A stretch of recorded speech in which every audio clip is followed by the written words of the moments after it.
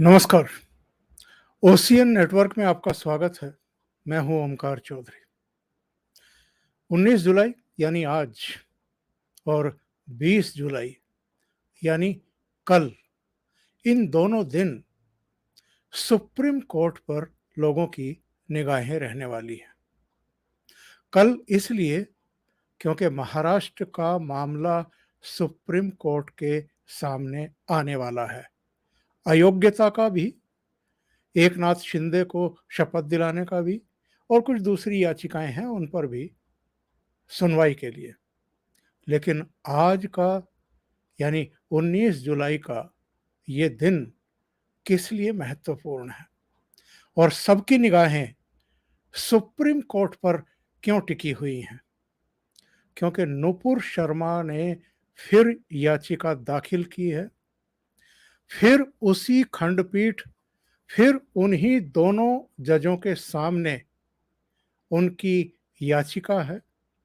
वही दोनों जज उस याचिका पर सुनवाई करने वाले हैं जिन्होंने पिछली सुनवाई में नुपुर शर्मा को न केवल फटकार लगा डाली थी, बल्कि उनके बयान को लेकर के बहुत सारी टिप्पणियां भी कर डाली थी। यहां तक कह दिया था कि उदयपुर में जो गला काटा गया है, जो हत्या की गई है, उसके लिए भी नुपुर शर्मा ही जिम्मेदार हैं और उनकी वजह से पूरे देश में आग लग गई है। और ये महिला बड़ी अहंकारी है। इसको तो टेलीविजन पर जाकर के पूरे देश से माफी मांगनी चाहिए। वो केवल एक याचिका दाखिल करके राहत पाने की मंशा से सुप्रीम कोर्ट गई थी। उन्होंने कहा था कि देश के अलग अलग हिस्सों में उनके खिलाफ 9 एफआईआर दर्ज की गई हैं और सभी एक ही जैसी हैं। चूंकि पहली एफआईआर दिल्ली में दर्ज हुई थी, इसलिए वो मांग करती हैं कि सभी एफआईआर को दिल्ली में जो मूल एफआईआर है उससे क्लब कर दिया जाए। चूंकि उनकी जान को खतरा है, उन्हें तरह तरह की धमकियां दी जा रही हैं, इसलिए बाहर के राज्यों में उनके लिए जाना प्रैक्टिकली संभव नहीं होगा। तो इस पर दोनों जज साहिबान, जस्टिस सूर्यकांत और जस्टिस जेपी पारदीवाला की खंडपीठ ने, दोनों जजों ने उनको न केवल फटकार लगा दी, बल्कि जो उनकी याचिका थी उसको भी खारिज कर दिया और ये कह दिया कि आप हाई कोर्ट के सामने जाइए। आप घमंडी हैं, छोटी अदालतों को, मजिस्ट्रेट की कोर्ट को आप कुछ समझती ही नहीं हैं। और उस मामले के बाद, उस सुनवाई के बाद, दोनों जजों की इन टिप्पणियों के बाद, जैसे सोशल मीडिया पर एक आंधी, एक तूफान आ गया था और इन दोनों जजों की टिप्पणियों को गैर वाजिब, गैर जिम्मेदाराना और अपनी सीमाओं से बाहर जाकर के इस तरह की टिप्पणियां करने वाला बताया गया था।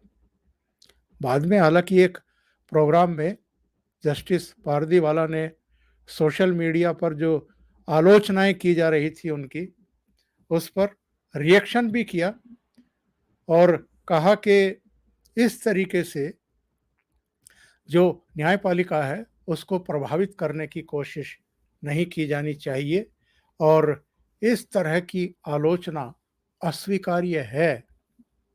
लेकिन उनके उस बयान को भी लोगों ने गलत बताया और कहा कि जब आप जो डिसीजन में नहीं लिख रहे हैं, जो फैसला देते हुए ऑन रिकॉर्ड नहीं ले रहे हैं, उस तरह की टिप्पणियां किसी के बारे में करने का आपको भी हक नहीं है। और ये केवल सोशल मीडिया की बात नहीं रह गई थी। 15 पूर्व न्यायाधीशों ने, 77 पूर्व नौकरशाहों ने और 25 पूर्व सैन्य अफसरों ने एक खुला पत्र जारी करते हुए सुप्रीम कोर्ट के न्यायाधीशों की टिप्पणियों को ये कहते हुए आलोचना का पात्र बताया कि सुप्रीम कोर्ट ने लक्ष्मण रेखा को पार कर दिया है।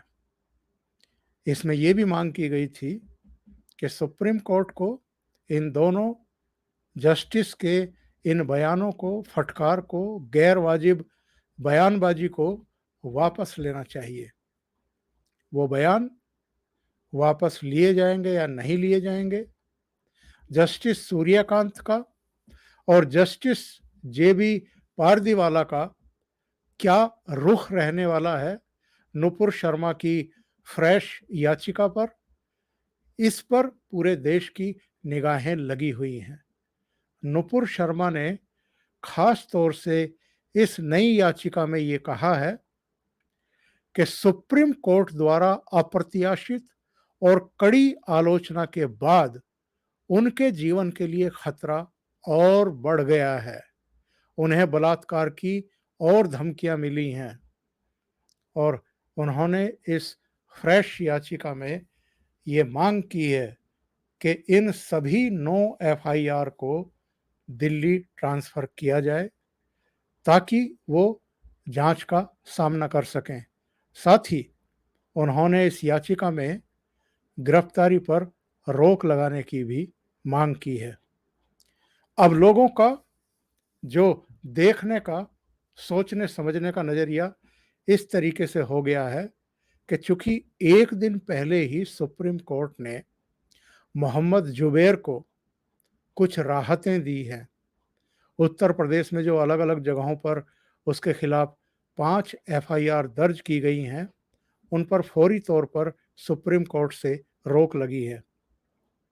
तो ऐसे में अब सबकी निगाहें जस्टिस सूर्यकांत और जस्टिस जेबी पारदीवाला की खंडपीठ पर है, उनकी अदालत पर है कि नुपुर शर्मा की जो फ्रेश याचिका है, जिसकी सुनवाई फिर वही कर रहे हैं, उनका रुख क्या रहता है और क्या वो जो 15 पूर्व न्यायाधीश, 70 से ज़्यादा पूर्व नौकरशाह और 25 सैन्य अफसरों का खुला पत्र था, उस मांग पर अपनी पुरानी टिप्पणी को वापस लेने का ऐलान करते हैं। सबकी निगाहें आज सुप्रीम कोर्ट पर रहने वाली हैं। अभी के लिए इतना ही। बहुत बहुत धन्यवाद। अगर आपको ये चैनल और इसके कंटेंट पसंद आ रहे हैं तो लाइक करें, कमेंट करें, वीडियो को शेयर भी करें। अभी तक अगर आपने ये चैनल सब्सक्राइब नहीं किया है तो सब्सक्राइब कर लें और साथ में लगे बेल आइकॉन को दबा दें ताकि आगे आने वाले वीडियो और उनके नोटिफिकेशन आप तक पहुंचते रहें। बहुत बहुत धन्यवाद। नमस्कार।